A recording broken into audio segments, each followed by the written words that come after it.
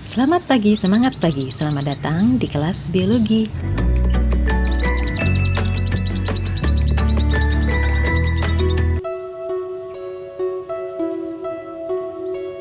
Setelah pada pertemuan sebelumnya kita mempelajari tentang tumbuhan lumut dan tumbuhan paku, sekarang kita akan mempelajari golongan tumbuhan berbiji atau spermatopita.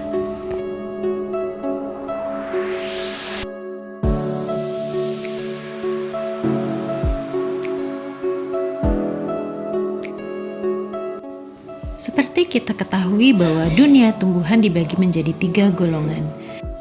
Jika tumbuhan lumut dan tumbuhan paku berkembang biak dengan spora, tumbuhan berbiji berkembang biak dengan menghasilkan biji. Tumbuhan berbiji sudah dapat dibedakan bagian akar, batang, dan daunnya. Buah dan biji terbentuk dari proses polinasi atau penyerbukan dan fertilisasi atau pembuahan. Merupakan tumbuhan heterospora, namun dimaksud di sini bukan berarti menghasilkan spora ya. Ada 4 perawakan tumbuhan berbiji, yaitu pohon, perdu, semak, dan liana.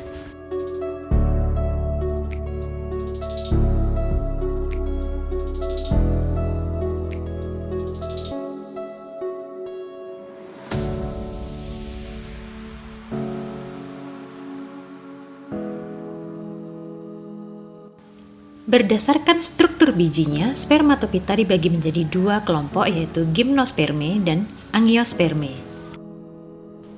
Gimnosperme berasal dari 2 kata, yaitu gim yang berarti telanjang atau terbuka dan sperme yang berarti biji. Maka gimnosperme adalah tumbuhan berbiji telanjang, maksudnya adalah bakal bijinya tidak dibungkus oleh daging buah. Kemudian ciri yang kedua berhabitus perdu dan pohon. Yang ketiga berakar tunggang. Yang keempat, alat reproduksinya berupa bunga yang belum sesungguhnya atau disebut dengan strobilus atau rujung. Gimnosperme sudah ada sejak 400 juta tahun yang lalu sebelum adanya dinosaurus. Beberapa divisi sudah punah dan sekarang menjadi bahan batu bara. Saat ini masih ada 4 divisi dari gimnosperme.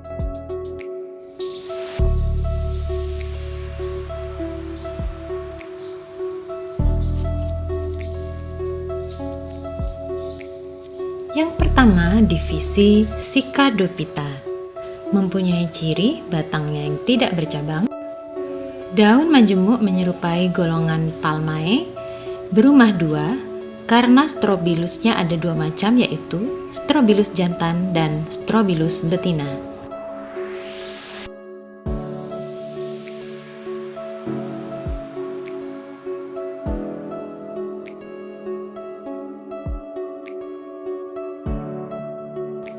Divisi yang kedua dari gimnosperme ini sering dijuluki sebagai tanaman evergreen. Batangnya bercabang dan berkambium. Bentuk daunnya bervariasi, pada umumnya berbentuk jarum. Kemudian berumah 2 dan strobilusnya berbentuk kerucut.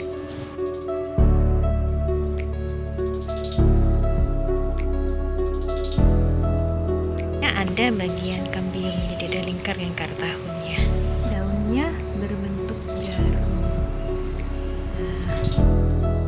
Ini strobilus dari pohon pinus yang ada di sekolah kita, dan ini kita bandingkan dengan strobilus yang berasal dari dataran tinggi.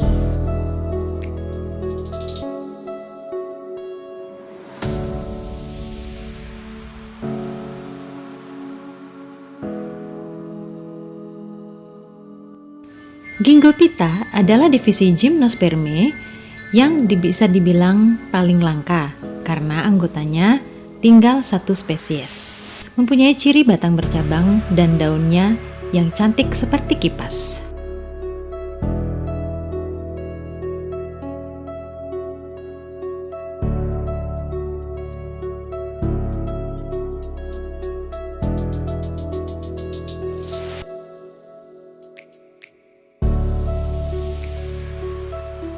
Divisi Gnetophyta seringkali dikira tumbuhan kelas dikotil karena mempunyai batang yang bercabang, berkambium, daunnya lebar dengan tulang daun menyirip, namun tersusun sepasang berhadapan.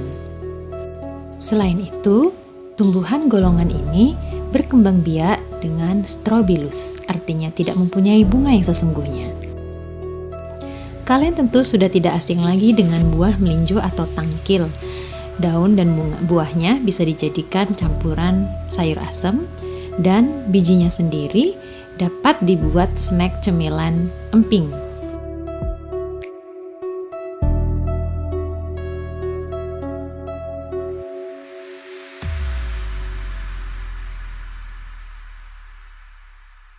Sekarang kita bahas bagaimana cara reproduksi atau siklus hidup dari gimnosperme. Pada tumbuhan dewasa akan menghasilkan strobilus jantan dan strobilus betina.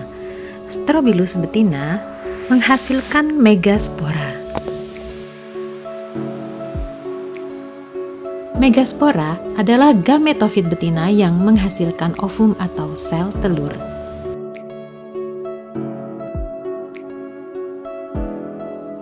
Sedangkan strobilus jantan menghasilkan mikrospora yang akan membelah diri menjadi serbuk sari.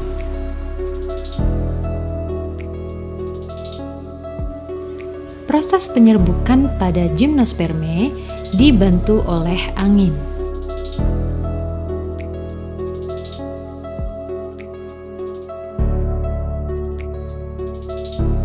Setelah penyerbukan, terjadilah proses pembuahan, tapi umumnya ini berlangsung lama, jaraknya bisa sampai 1 tahun.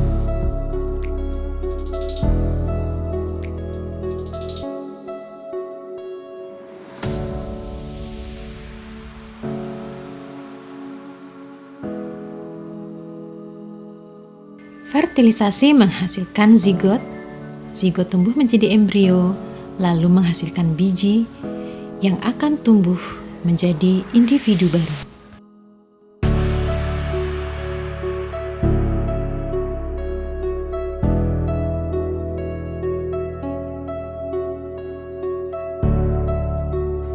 Demikianlah pembahasan kita tentang tumbuhan berbiji terbuka. Nantikanlah video materi yang membahas tumbuhan berbiji tertutup atau angiosperme. Terima kasih.